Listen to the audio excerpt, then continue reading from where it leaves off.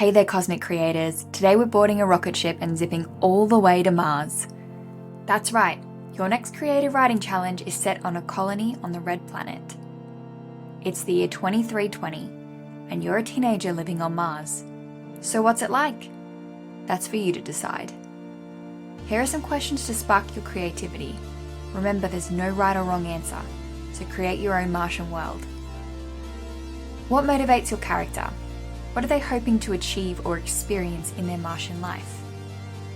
Were they born on Mars, or did they recently relocate to space? Is there anything they've heard about Earth that they wish they could experience? What challenges does your character face living on Mars? How do they cope with them? And what are the biggest hopes for the future on the red planet? What's daily life like on your Mars colony? Think about school, what their homes look like, and what jobs the adults do. What about fun? What unique Martian sports or games might have been invented? How does your character perceive Earthling? What cultural, social, and technological differences exist between your Mars colony and Earth? And let's not forget about the Martian environment itself.